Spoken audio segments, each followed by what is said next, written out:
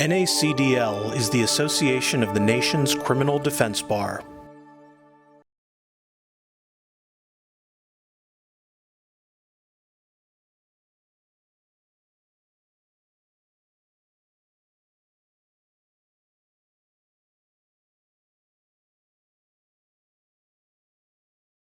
Hi, everybody.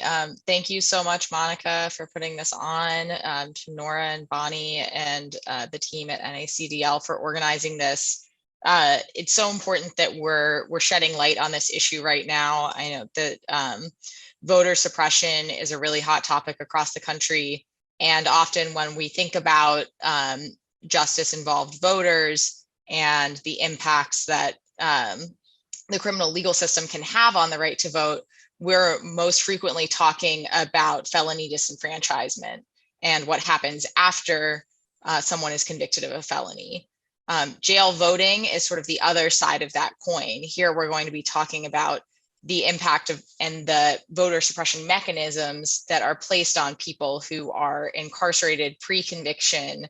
And we'll also be touching on the right to vote of folks who are imprisoned actually post-conviction, but who, because of various contours in state laws, may actually still retain the right to vote, but have trouble accessing that right. It's been nearly 50 years since the Supreme Court decision in O'Brien versus Skinner maintained that Americans cannot be denied the right to vote simply because they're incarcerated. But despite that, the right to vote in jails remains largely illusory for many people. Many, if not most, eligible jail voters continue to suffer from jail-based disenfranchisement. And the impact of this is huge. Jails incarcerate nearly 750,000 people each day, including 500,000 pretrial detainees who have not been convicted of any crime at all, many of whom are simply being held because they can't afford to pay bail. For those people, if they can't access a ballot while they're incarcerated, they're effectively being denied the right to vote because they can't pay for it.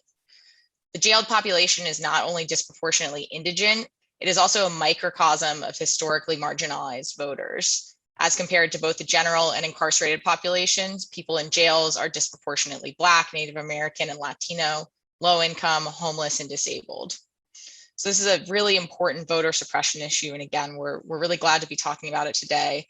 And I'm really excited to be joined by two incredibly fierce advocates in this space. And I'd like to give them a moment to each introduce themselves and just talk a little bit about their work and how they came to the issue of jail voting. So I'm going to turn it over to BeKura first to talk a little bit about that. Greetings, everyone. I am BeKura Shabazz, the founder and president of Criminal and Justice Reform Network.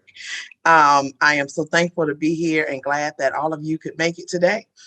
I got involved with voting behind the issue of voting behind the bars because I kept hearing how important it was to vote. And we talked about redlining, gerrymandering, and all these other kind of things, but we left out our loved ones that are behind the bars. And so I said, how in the world did we forget about this huge population of voters that are eligible to vote from behind the bars, but are yet still suppressed? So this is a form of voter suppression. Whether our courts want to see it like that or not, it truly is. And so my organization got together and came up with the No Bars Voting Initiative. And we went and talked to a couple of sheriffs, and Sheriff Alyssa Gregory out of Henrico quickly jumped on the opportunity to partner with the organization to say, yes, I want the loved ones that are temporarily housed in her facility to be able to have access to the ballot. She also wanted them to be able to register to vote and also be a part of civic engagement from behind the bars. And so that is exactly what the No More Bars voting initiative is. It provides voter registration applications to our sheriff departments, access to be able to get deputies trained through our local registrar's office to be able to collect voter registrations, and to be able to get the absentee ballot applications into the jails and regional jails, and also to be able to get those ballots back to our registrars. And that is just really empowering, the fullness of our community. So oftentimes we think of our loved ones behind the bars being outside of society, when they are truly not outside of society, and they have a lot to offer, despite that 1 minute in their lives where they may have, and I say may have, committed an offense. It is not over for them. And what we also believe is that this will greatly reduce recidivism. When you give people the opportunity to be included, they feel good about themselves. They feel like they are part of something bigger than themselves, and what they have to say and offer matters. And we believe that every human being matters. And so this is what we would like to see happen all over the state of Virginia, not just, statewide, but nationwide. And so that is one of our efforts that we are working on currently right now. Thank you. I'm looking forward to getting more into that experience in just a few minutes.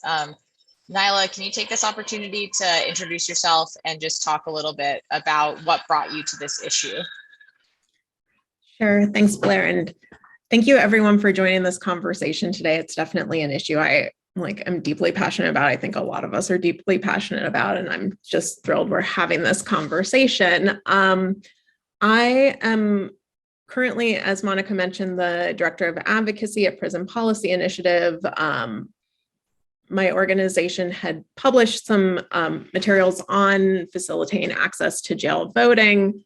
And in my previous role, I joined PPI in April. I had been working in voting rights and voting access for nearly 10 years. And since 2018 had really been focusing on issues related to criminal legal disenfranchisement. So that included supporting organizations in various states to try to push for polling locations in jails, identifying ways to make voting more accessible, putting together pamphlets of voting materials and sending them to people who were incarcerated in jails, setting up hotlines so that individuals in jails could call in and have those calls prepaid, so that they could identify if they were experiencing problems or had questions about voting. And with Blair's organization, Campaign Legal Center, had worked on a class action lawsuit dealing with the access to absentee ballots by jailed voters in Ohio. Thank you so much. So I'd like to take some time to just drill down into the problem and really sort of flesh out why it is that it's so difficult to access the ballot from jails.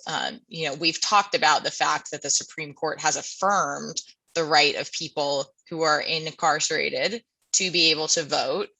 And yet that it remains an illusory right. So let's talk about the sort of nitty gritty. Why is it so hard to access the ballot while in jail? And I'll let either of you jump in and start talking about that. Goodness. For me, when we look at the history of voting, and this is where this comes from and who was excluded from that process, it is extremely clear of why this is a thing today, right? Because it's really easy to give somebody access to the poll. And so what we look at is history of this country of excluding particularly African Americans from the ballot, and not only the ballot, but from campaigns, period, being able to run for office. And so when you design a model that is intended to exclude people, that's exactly what it's going to do. And so we know that, Black people were not allowed to vote until the Civil Rights era, when we had the Civil Rights Voting Act. And then there was vagrancy laws. There's all of these things, Jim Crow laws, that keep people, even after we were able to vote, there were still barriers in place that had, kept us from having access to the ballot and to our polling places. And we see that still today. It's so evident and clear what this thing is supposed to do. It is doing exactly what it's supposed to do. We look at the who is being incarcerated. We know that the majority of our jails are filled with Black and brown people. If everybody were able to see that Virginia has a 20% population of African Americans, yet 43% of our jails were filled with African Americans. And so it's just a continuation of history and it doing exactly what it was designed to do. And so that is why it is so hard until we are able to come to a realization that race is still an issue and that slavery was not abolished in this country, because the abolishment cannot have an except for clause, then we will continue to be running around in circles trying to correct this thing that the country did not want corrected. And as we see, still doesn't want corrected, because we could very easily fix this thing yesterday. Yeah, and I would add, the historical context, of course, is something that we have to keep at the forefront of our mind with this, but there's also just the reality that a lot of people don't even know that they have the right to access a ballot in jail. And a lot of times jails are not particularly doing much to help facilitate that. Election officials might not be doing a lot to help facilitate that. So you also have to start to look at actually the rules and practices that are in place surrounding things from registration to in-person voting, absentee voting, and also identifying whether your ballot had a deficiency and how to cure those ballot deficiencies, and if people even have access to being able to do that. So I'll try to ramble through kind of a long list of things really quickly that I think all serve as different barriers to voting while people are incarcerated in a jail. One, are there voter ID requirements that people have to follow when they're registering or voting? Do they have access to their ID? Does a jail ID count as an ID? Usually not. Are people correctly informed of voter qualifications, of the deadlines for submitting registration forms and ballot applications? Like I said already, a lot of people don't realize that they can even request a ballot to vote while they're in jail. Also, sometimes jails are providing incorrect information. I came across one county that was actually putting forward the wrong qualifications for voting on their closed circuit TV in their jail, right? So you also don't know what the jail is informing people of. Is the jail letting third-party groups come in to conduct voter registration drives or to provide access to absentee ballot applications? Oftentimes, that's the predominant way people get access or are able to exercise their rights in jail. Also during COVID, right? In-person visits were suspended. So there was a lot of additional barriers placed in terms of being able to conduct some of this voter registration and outreach effort. Is the number of the Board of Elections posted so people can make calls and ask questions? And if so, do individuals have to pay for those calls? Do they have the money to do that? Are registration forms and ballot applications accessible at the jail, right? Are they accessible pursuant to state law? Until a couple of years ago, Georgia prohibited people who were jailed in the county where they lived from receiving an absentee ballot, despite the fact that they were qualified to vote. You had to actually be outside of the county where you live. They couldn't send it to an address within the county where you were registered. In the case that I worked on with Campaign Legal Center, Ohio had a cutoff for when individuals could submit absentee ballot applications. That was the Saturday at noon before the election. That means people who are detained in the days preceding an election had no opportunity to request a ballot. Do the voting materials need to go through the mail?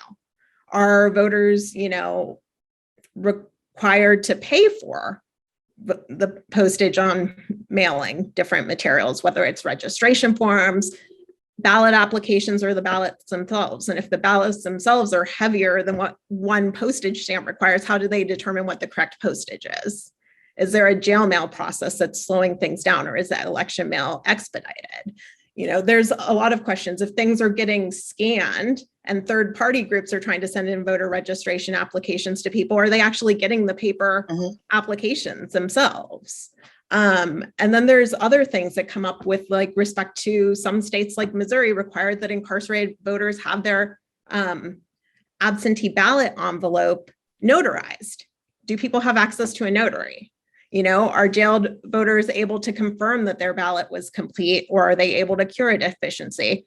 And then there's like another whole host, and I don't want to keep on going on right now, but problems that go with if you're trying to establish a polling location in your jail. And I can talk about some of those barriers if folks are interested later as well. Right. And now just to quickly add, the education piece for our sheriff departments and our judges when it comes to elections, it's just not something that they do. And that was a big, thing from Sheriff Alyssa. She was like, how do I do this? I don't know the laws around it. We've never, ever talked about this. And so that piece within the system that, they don't know. And then you have somebody incarcerated and they have questions. There's nobody to ask these questions to. And so that is also a barrier, I think that's a really good point. And that gets at both sort of the lack of information and the misinformation that's spread around this. And I think that that's really compounded by the fear and intimidation that comes along with some of the really high profile prosecutions of people with felony convictions who have voted without knowing that they were ineligible and have been really made an example of to try to scare people all across the country. And some of the most recent prosecutions that we're seeing involve folks who were actually jailed in Arizona and had previous felony convictions, but were under the impression that they could vote. And you think about for somebody who wants to use prosecutions to intimidate eligible voters away from the polls, this is really killing two birds with one stone. You're scaring folks who have convictions way in the past, and you're scaring folks away who are currently jailed. And it's really outrageous given that when you are in jail, you don't have access to information about your eligibility.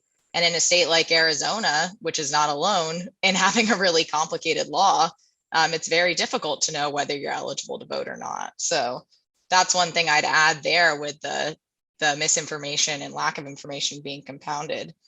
And Naila, I think you put a really fine point on how some of the just everyday realities and challenges of being incarcerated can be a barrier in and of themselves. I think right now across the country, we're seeing legislatures working really hard to make it more difficult to vote and to erect barriers to the ballot box. But when you're talking about jail voting, in a lot of ways, just doing nothing actually creates a barrier, right? Because you need pens and paper and stamps and registration forms to be able to access the ballot. So when those aren't being provided, that's just suppression in and of itself.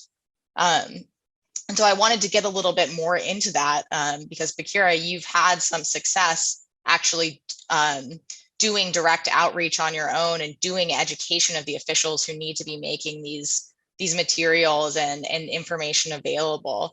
Can you talk about how you built those relationships? Just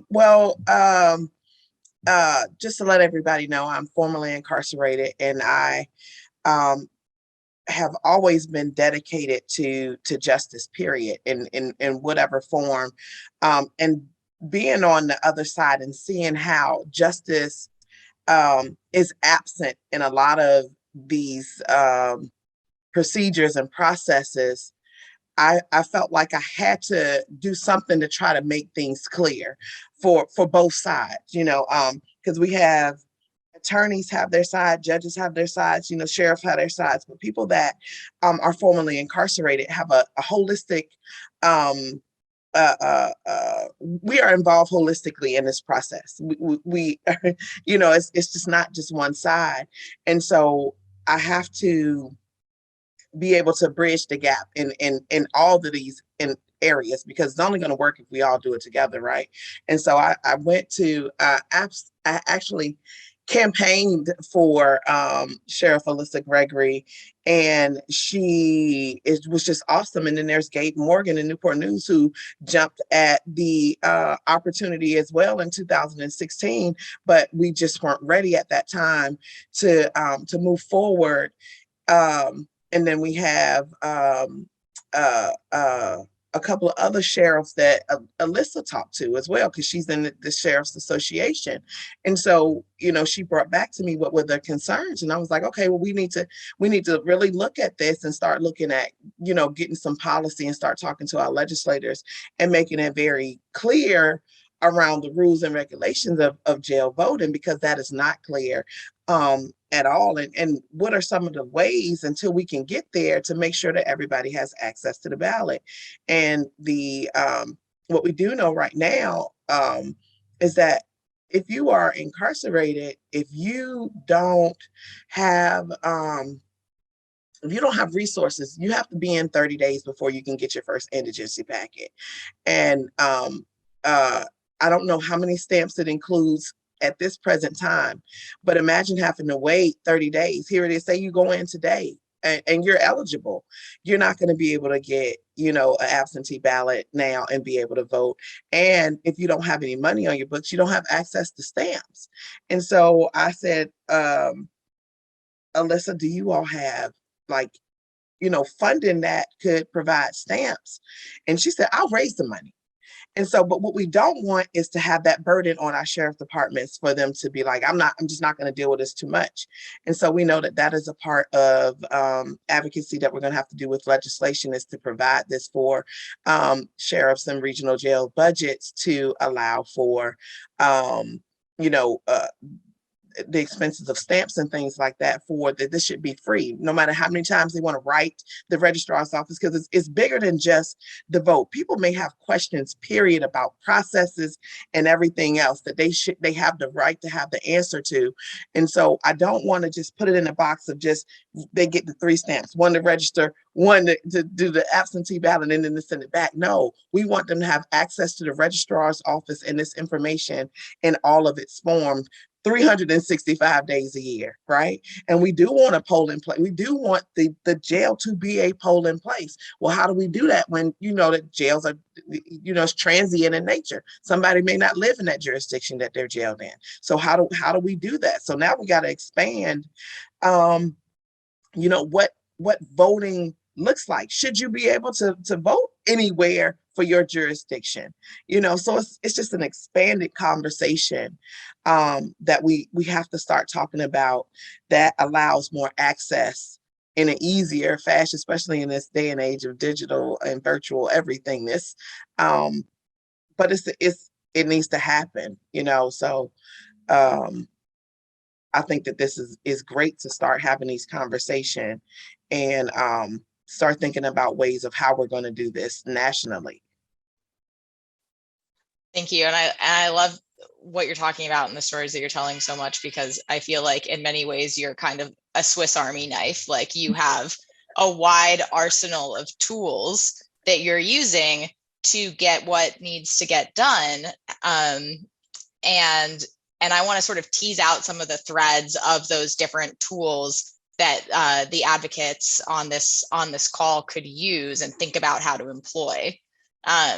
And so I'm going to sort of put those into some rough buckets, but you've just illustrated well that they all are kind of an ecosystem, right? All of these different approaches overlap with each other. But one of those is direct outreach, right? Doing some of the work yourself and with your group to either go into the jails or to send mailers into the jails to try to do that work and make the ballot accessible. Another piece is doing advocacy, right? So talking to those local officials and helping them understand what policies they could put in place, ranging from just making stamps available to putting a polling place in the jail. And I want to talk a little bit more about that in a moment. And then you're also thinking about what advocacy needs to be done at the state level, right? There needs to be more expansive voting policies to help make the ballot accessible here. And then there's a lot of work to be done at the federal level as well, right? There are federal agencies which incarcerate people that need to do better work. And there are federal laws that could be passed that could create national standards. We'll also talk a little bit about litigation as a tool in the toolkit. And then we're going to talk about public education. So I'm excited to dive more into that. But I think before we go further into that, before you can decide how you're going to try to fix the problem, whether you're looking at your state or your local level, it's good to have a way of measuring how bad the problem is, right? And one of the big barriers here is that jails in many ways are a black box. Unless you've been in it and tried every which way to vote, it's hard to know what could work and what couldn't. Moreover, many jails don't publish their policies publicly, right? So one of the things that all the groups that are working on this have had a lot of success with is public records requests to try to figure out what policies are in place, and then also to ask specifically for records of people who have cast ballots so you can see how well those are working. And at CLC, we've developed a 6-pronged metric for evaluating how well a jurisdiction or state is doing in several different areas, to know sort of where you need to begin when you're trying to improve access. And I saw somebody in the chat jump in and say that they're negotiating a plea deal right now around fixing some jail voting policies. So I think that this may be a useful way for you to think about how to group where the county needs policies on each of these specific factors. And those are education. So, we're talking about information, what's available to folks in the jail. Registration, how are they doing on making registration forms available, accessible, and making them returnable? Do they have policies in place for absentee or mail voting? Do they have policies in place for election day voting? What kind of collaboration is the jail doing with local community partners?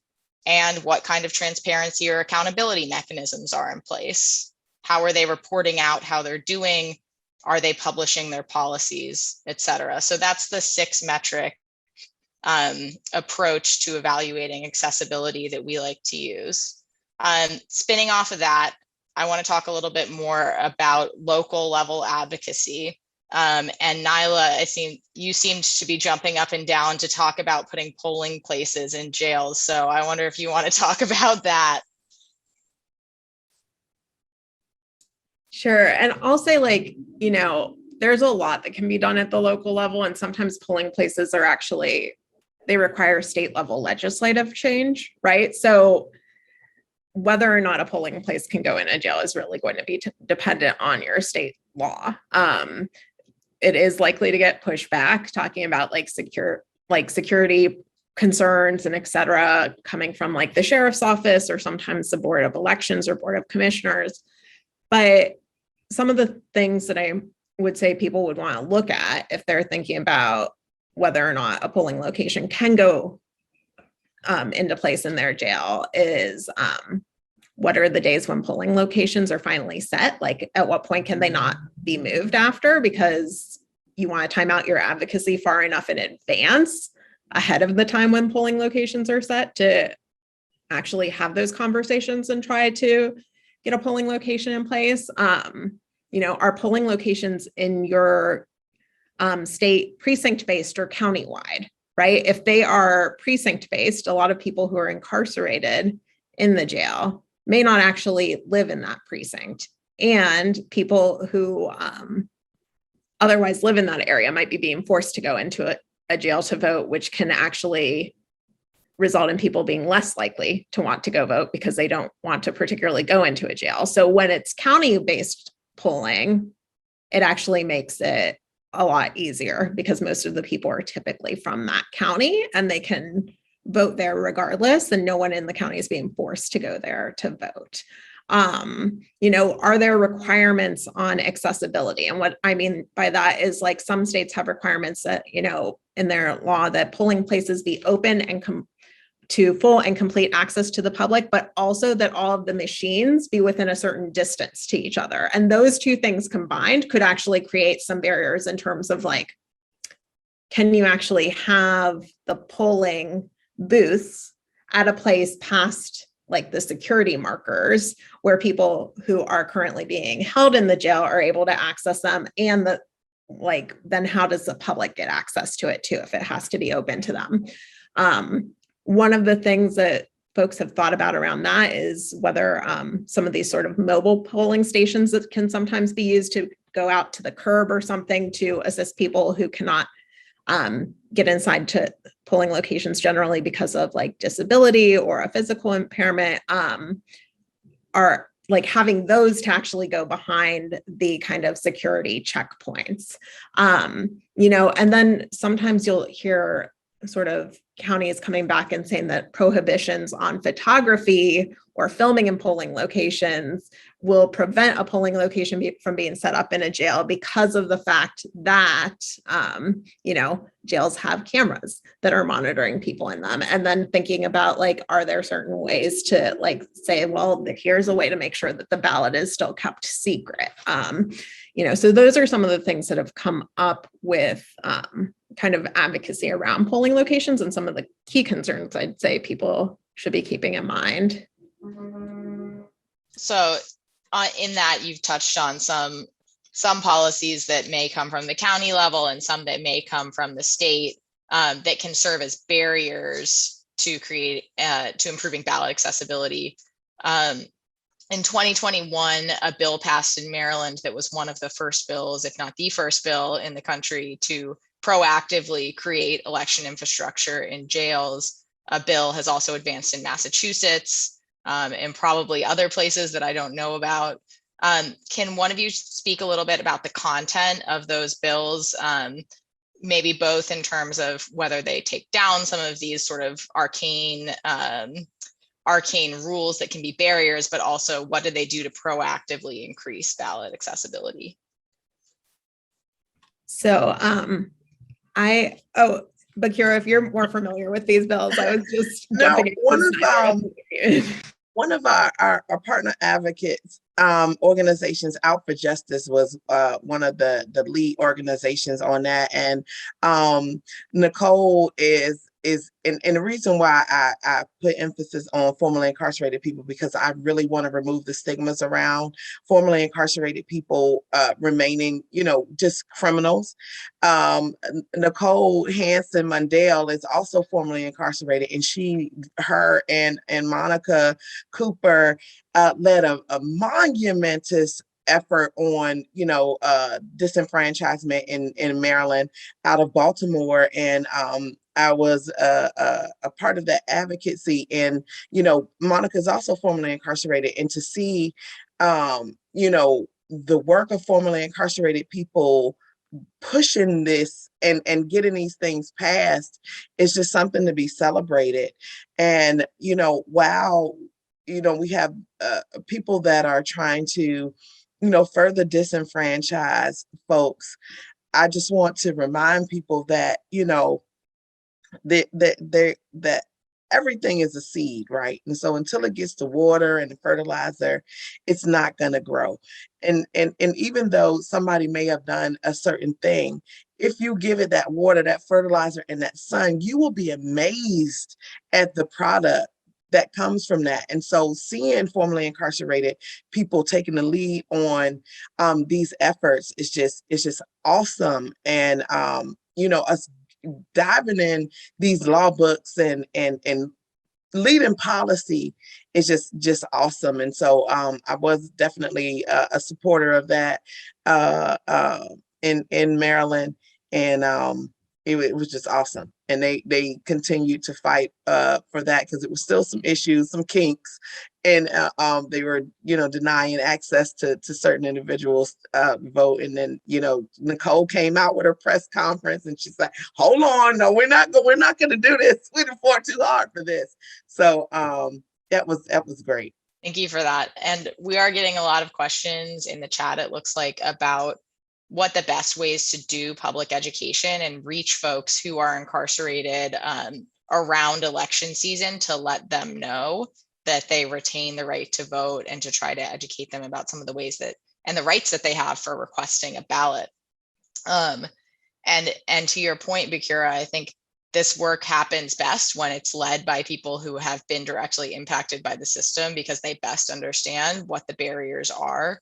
And one effort I wanted to highlight here for a public education effort out of Flint, Michigan, a group of formerly incarcerated men worked in partnership with the county sheriff's office there to build a jail ambassadors program, where this group was allowed to go into the jails to facilitate civic engagement programming and to facilitate access to the ballot during election season there. They've created a model that can be used all across their state and could definitely be looked at by groups that are looking to do the same thing of doing that sort of in-person work. Another successful way that folks have reached into jails to reach folks around election season is by doing mailers. So sending mail into the jails explaining what rights people have to access a ballot, and also offering a hotline that people can call if they are being denied access to the ballot when they're requesting it. So CLC has worked on that with partners in a few different states. And have some models that could be used for that if folks are interested. Naila or BeKura, do you have other thoughts on that question of how best to conduct public education around election season? Well, I'll just add, oh, sorry. Oh, Naila. You go. Oh, I was just going to say, I think like one, making sure that third-party groups are working or in contact with jails. A lot of times jails will say like it's too late or they hadn't planned it, and like they aren't, like they restrict people's ability to go in and conduct registration efforts or provide ballot applications. And that's something I've definitely heard about happening in multiple places. And in terms of the mailers, and the hotlines, I think that can be very effective, especially if you're in a county or in a state where there's a number of jails that provide up-to-date information about who's currently being held at the jail, so that you can actually like reach those individuals, because oftentimes you have to, have things directly like listed towards folks. Sometimes those campaigns can be run in conjunction, and ideally should be run in conjunction with directly impacted groups that are also doing in-person advocacy in those jails. And kind of there's a way to like couple those things. But I think one of the important things to highlight about the hotlines, right, is that folks here, I'm sure, are aware different jails have different phone service providers, right? But oftentimes a phone service provider might provide phone services for 10 jails or some more in the state, right? So you can actually go to those phone service providers, prepay for calls, include that hotline on mailings, and then find out what all jails are covered by those phone service providers. And then that anyone in jails in these 10 different counties can make calls into the hotline for free. When I've helped with those efforts in the past, we've always selected counties based on where directly impacted groups were doing their outreach efforts and looking to support like those efforts in that way.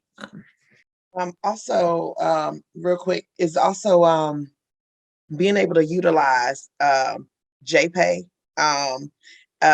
having the registrar's office as one of the,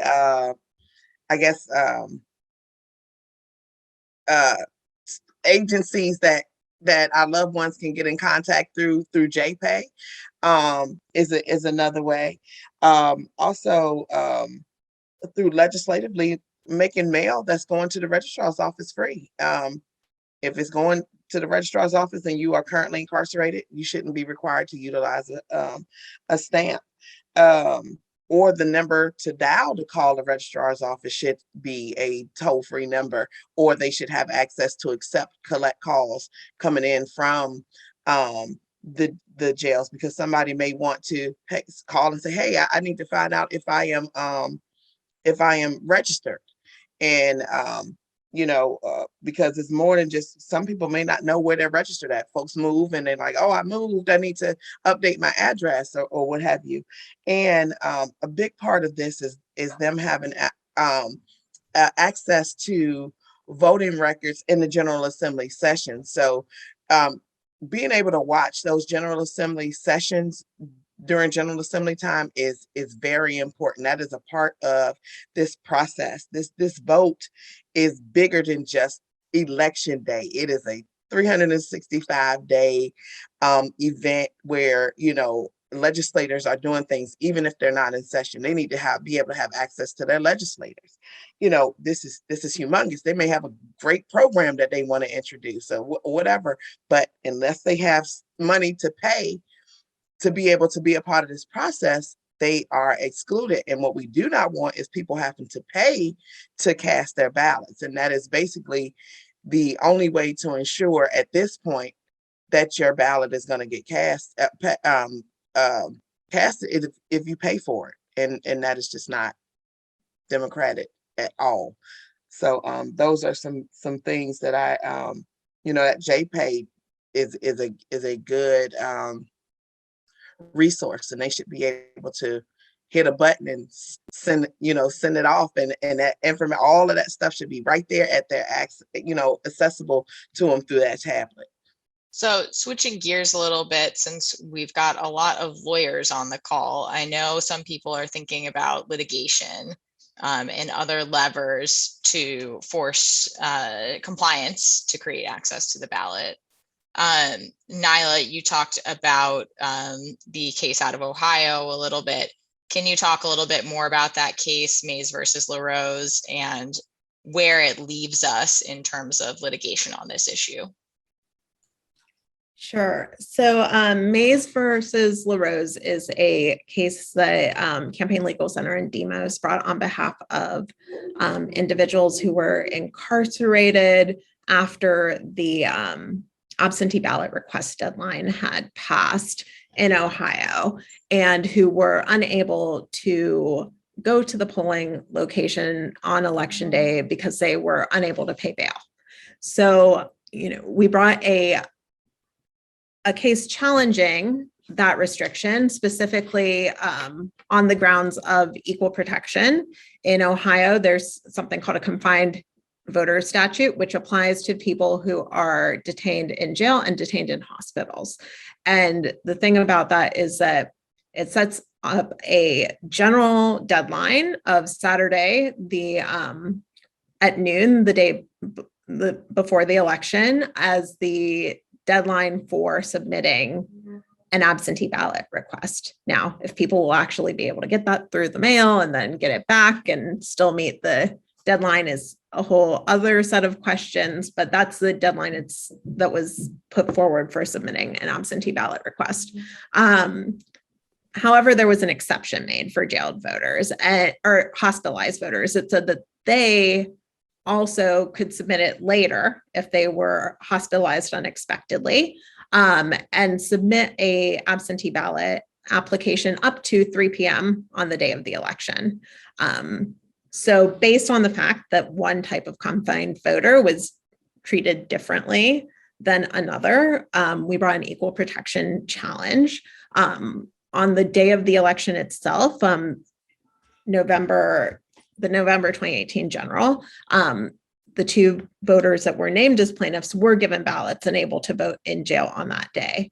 And when the case was decided by the district court did find that there had been a violation of equal protection.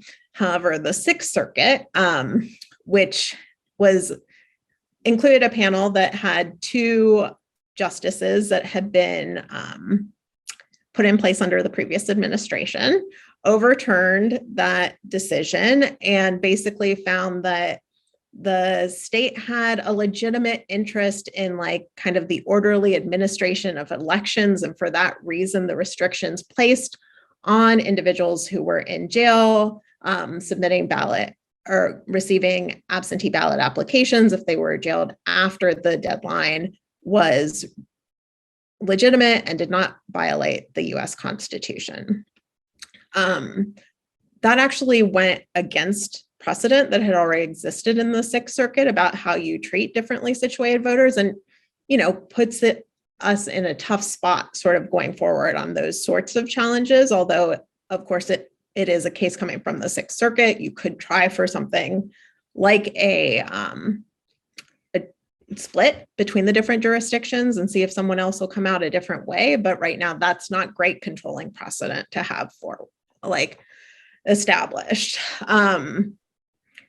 There have been other cases in other jurisdictions that have also faced really uphill battles and have had to be amended in terms of the complaints because there were not kind of the facts put forward that the courts found favorable in terms of not being able to show that people had actually requested absentee ballots and had them denied, or not showing that the jails hadn't been put on notice that they were potentially violating individuals' voting rights. And this is a case out of Indiana I'm thinking about.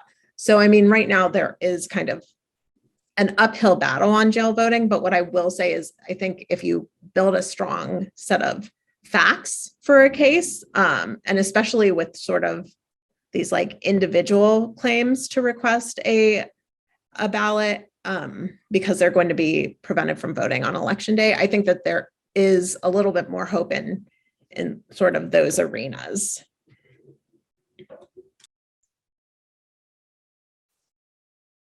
Thank you for that.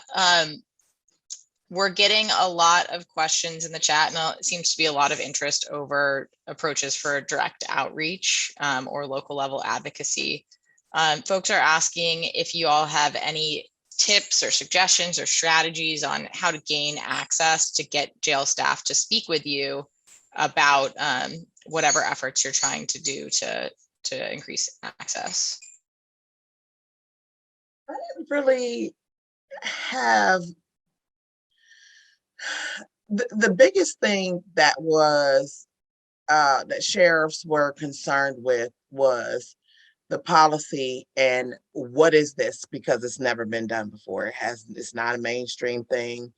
I haven't had any no's. I've had some, how do we do this? And they didn't want to move forward until we had a strong instructions on how this is done to do it correctly. And then you have to have, with Sheriff Alyssa, she is allowing her deputies to take the online training through the registrar's office. And so how do we do that? So that, because there is a requirement, if you take over 25 registrations, you have to go through the registrar's office. And so sheriffs will be faced with, in regional jails, directors will be faced with, do you want to have the deputies, the ones that are trained, or do you want third parties coming in? And one of the questions was, well, how do we know if the third parties, everybody that they're bringing in is certified? And so we can go online and see they have a list of everybody who's went through the training or whatever. But if you are feeling that there's a security situation, then the best way is to have your deputies go through the training. And they're like, well, that's an additional assignment that they have to do. They're already overburdened and we're understaffed. And that's a big one about the understaffing of deputies. And so we have that there. And what does it look like to add an additional question? So this is the process with Alyssa. So as a loved one comes into Henrico County for intake, they are asked, are you registered to vote? She has committed to add that on. Are you registered to vote? If the person is like, no, would you like to register to vote? If they say yes, they are provided with that form, and those forms are turned in at the end of the shift that day to the registrar's office, because it's right around the corner right on the backside of the jail. And so they also go an extra mile. Are you registered to vote at your current address? That's the main question. It's very important. And so folks may not know. And so we had to go through that. Alyssa, so what do we do if they're not, how do they update their addresses, phone numbers and all this other kind of stuff? And so it's all of these little things that may pop up. And that's why it's important that we have to have a ironclad way to do this, and for people to have access, whether it's the judges, sheriffs, or the loved ones inside, to be able to have contact with the registrar's office, because the registrar is the legal authority on this issue.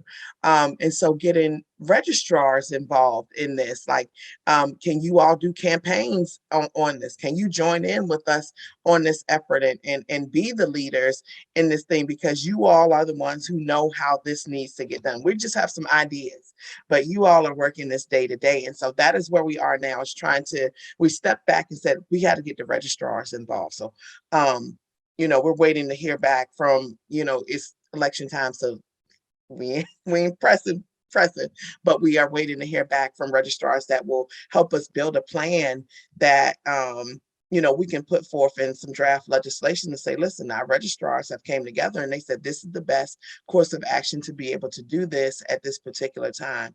And have a plan where eventually we do have a polling place inside of the jail. So a step-by-step way of doing this, our short-term goal and our long-term goal, and to include the registrars in that process.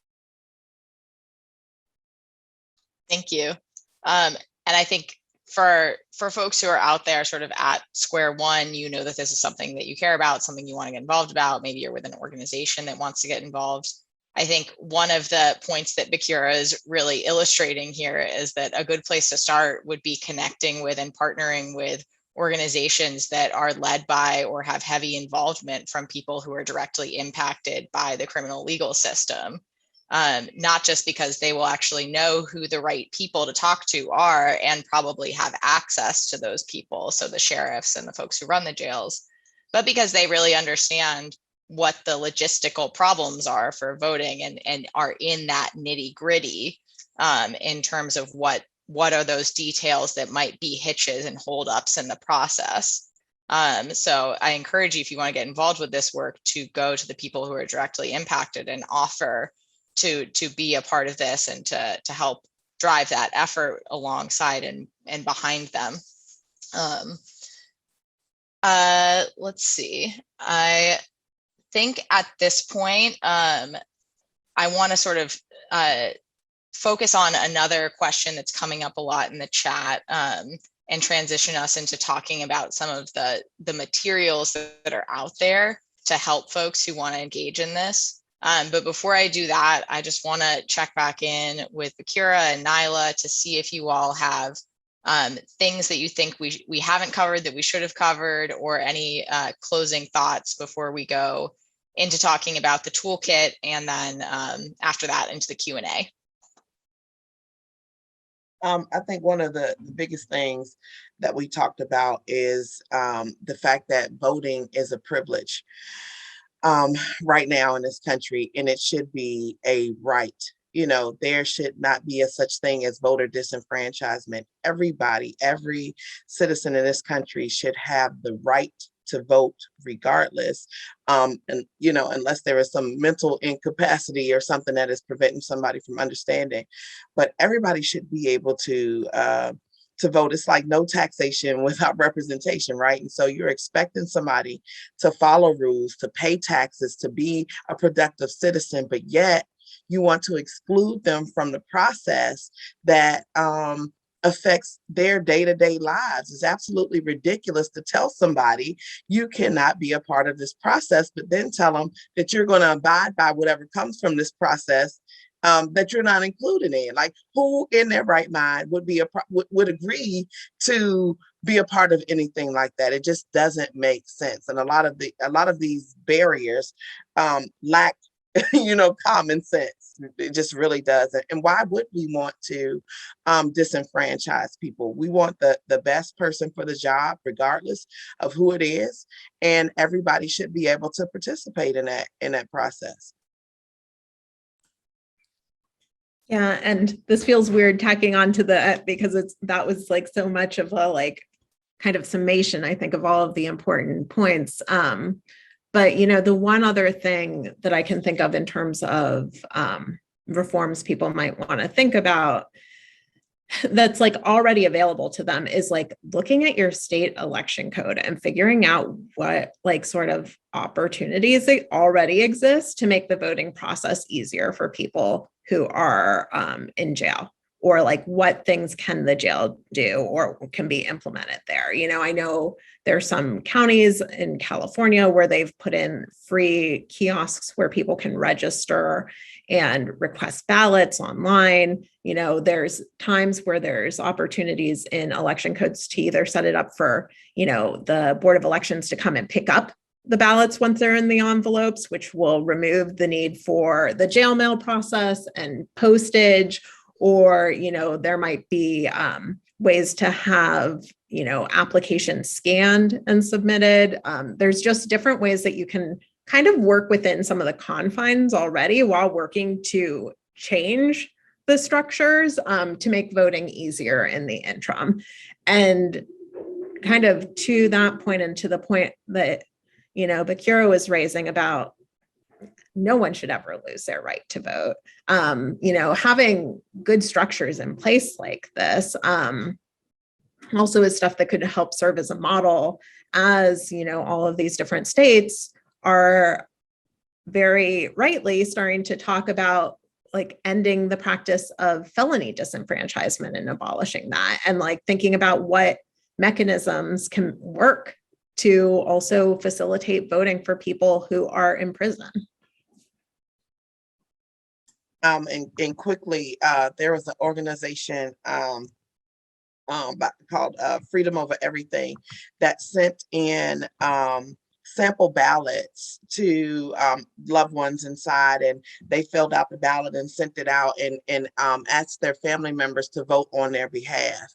And so that was a really, and she received over 300 and something odd ballots back from loved ones inside. So what that tells us is that, and this is just one facility in Buckingham, is that people want to be productive citizens. You know, we tell them you need to be a productive citizen, but yet we say you can't be. You know, it's like which one do you want, folks? And they want to be, and so we should acknowledge that and cultivate that, and you know, question any motives behind why you wouldn't want somebody to be a productive citizen in 2021. Thank you to you both. At this point, we are going to talk a little bit about a resource guide that the Youth Justice Clinic at the David Clark School of Law at the University of District of Columbia has put together. So this should answer some of the questions that folks out there have about, are there template materials? Are there additional readings I can do? You know, where can I go to learn more and get some resources for doing this work? So I'm going to bring on Tatyana Hopkins, who's a student in the Youth Justice Clinic and has been working on putting together this resource guide. And I'm just going to ask her a few questions about it. So Tatyana, you're a student in the Youth Justice Clinic. We might not always think about justice impacted youth immediately when we think about issues of disenfranchisement and jail voting. How are youth impacted by the voting rights issues that we've been talking about? Great question. So this year actually marks the 50th anniversary of the ratification of the 26th Amendment, which reduced the legal voting age from 21 to 18 nationwide.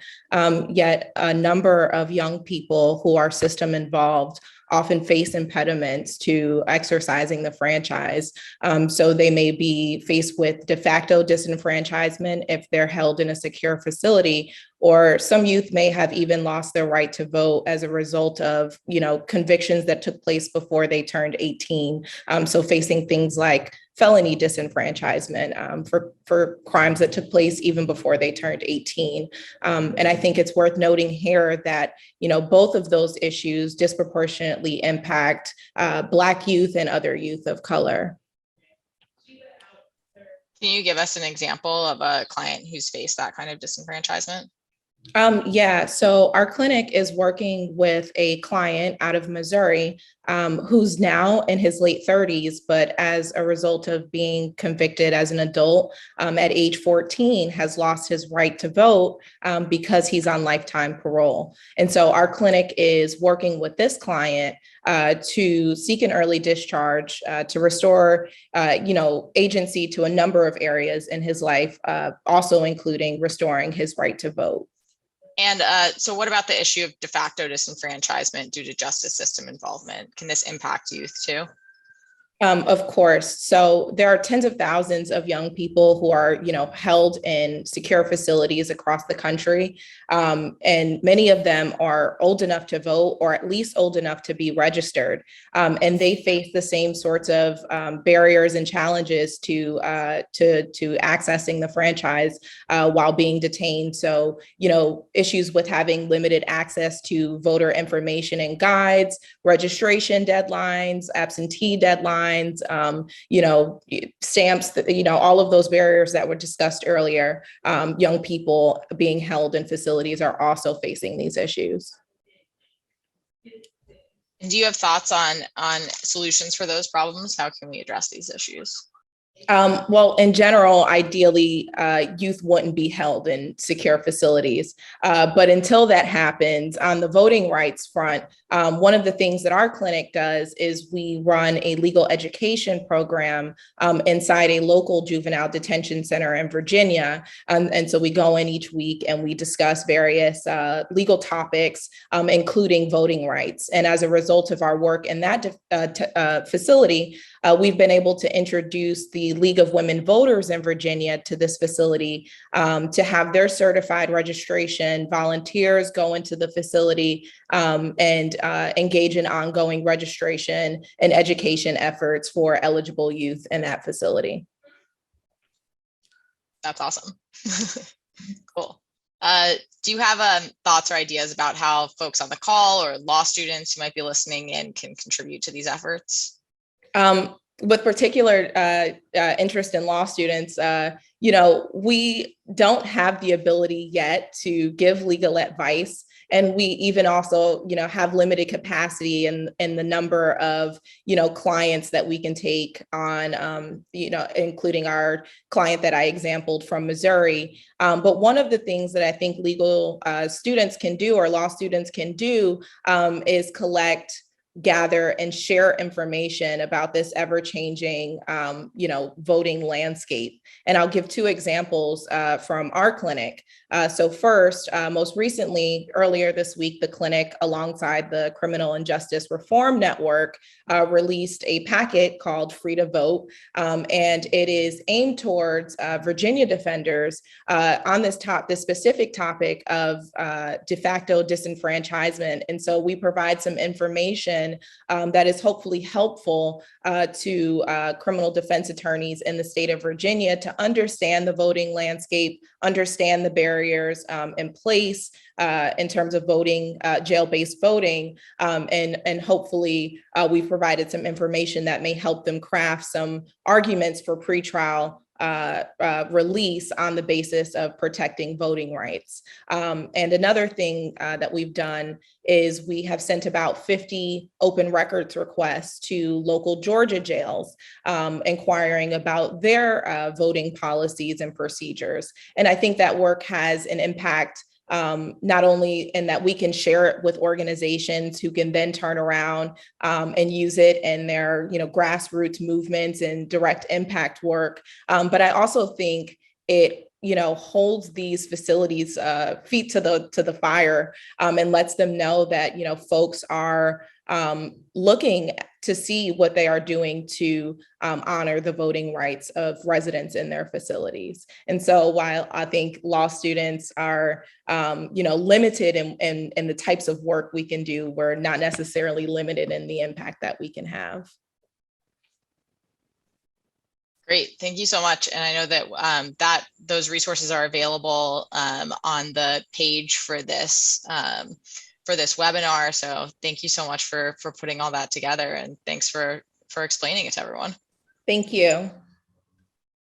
So we're going to go into a Q&A. I know that we've addressed some of the questions that have come up during the panel in the chat.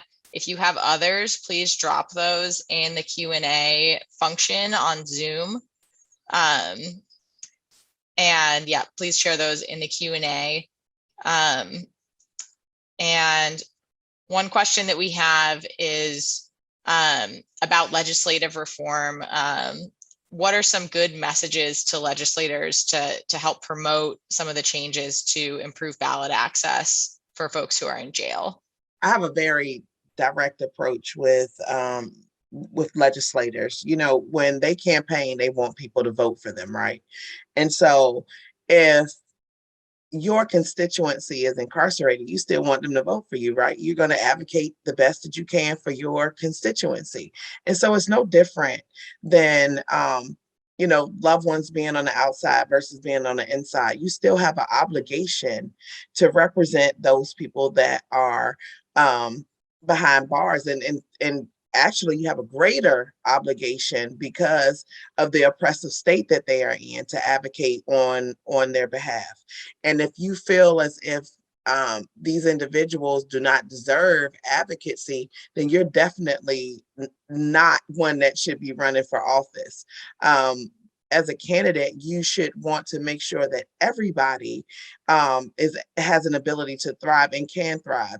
And so I like to pull at people's heartstrings and provide a different messaging that requires you know, accountability and responsibility to one another, because I'm a humanitarian, by the way. And so, you know, pulling on that and having them thinking, oh goodness, if she puts that out that I didn't, you know, that I'm turning away from certain folks, that's not going to be a good look for, you know, me while I'm campaigning. And we will put that out about, we will tell the truth about you as you're campaigning. You do not care about people. You only care about certain folks. And we do not want people in office that only care about certain folks. We need people on both sides of the aisles, on all sides of the aisles, that truly care about Virginians and Americans. And so if you're not that person, we now have an obligation to expose that information to the public so they can vote accordingly. And I would just add to that, like a few of the messaging items that I've seen be particularly effective too, are one, just like emphasizing that like individuals who are in jail are qualified to vote by and large, right? And you need to make sure that they have access to it, that voting is a fundamental right, or it's supposed to be one, and that individuals need to have a way to access and exercise that right. Secondly, one of the things that like I've even seen judges be like seem to find more persuasive is the fact that so many of the folks who are in jail and unable to exercise their right to vote are there because they can't afford bail.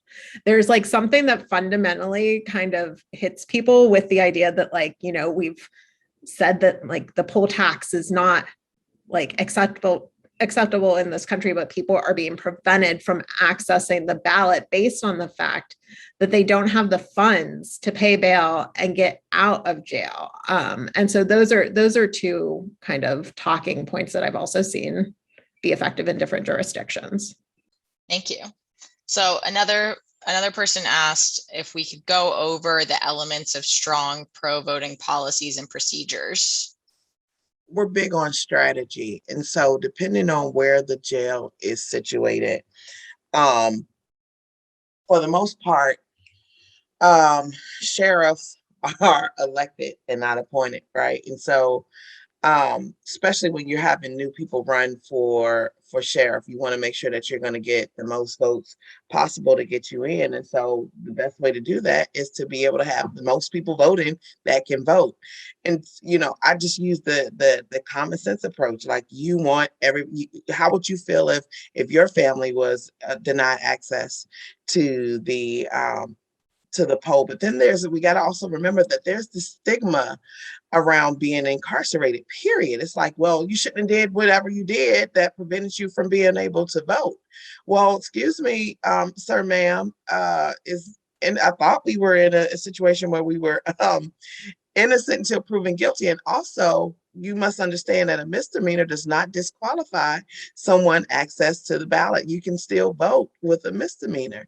And so what are you doing to ensure that people have access to the ballot? Are you one of the ones that are preventing people from voting? And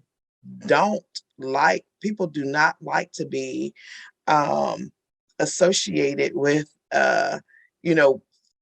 just that kind of egregious behavior.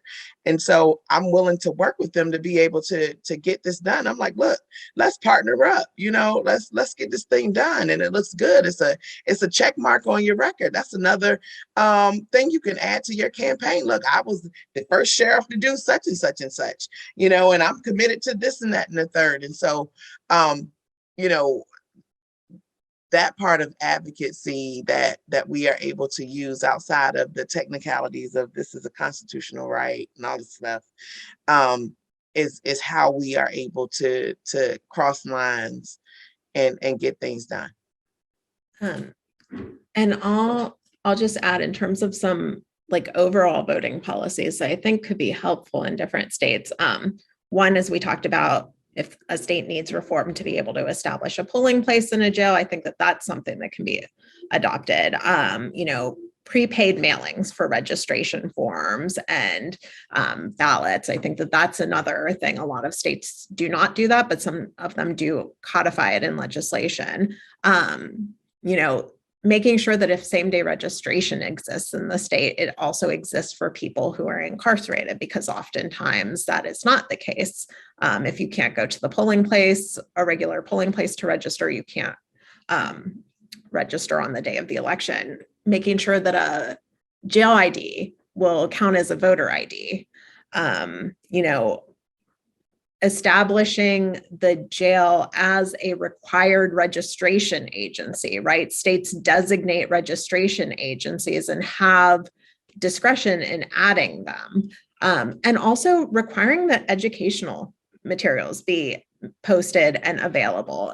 That can include a paid hotline to election officials and third-party organizations that are assisting people with registration, but it also can include things like making sure people are aware of their voter qualifications, making sure people are aware of deadlines, making sure that people can get access to voter guides or information about candidates, which can be hard to get, or the issues on the ballot.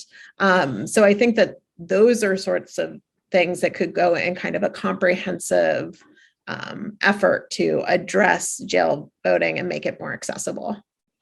I don't know if I can jump in, but some of the information, additionally, some of the information that we looked for in our Georgia open records requests, in addition to some of those items in terms of support, stamps and things like that, but also looking at whether jails were tracking voter registration, how many people had made requests to register to vote from the facility, and also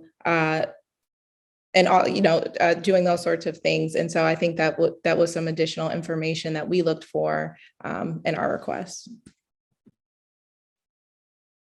We had requested that the registrar's office would be the ones that would track that data. Another part is there is a witness signature, and we were seeing that a lot of absentee ballots were being discarded because it didn't include the witness signature there. So making sure that someone is there to witness sign the witness signature on the absentee ballots is also a very important, because if it's not there, then that ballot is not cast, no good.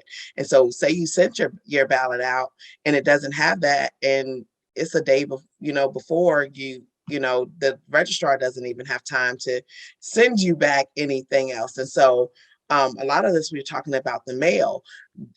What are we going to provide for registrars when there's an instance like that? Can a registrar go over to the jails and say, hey, you forgot to do this, we need to get this done immediately? What does that process look like?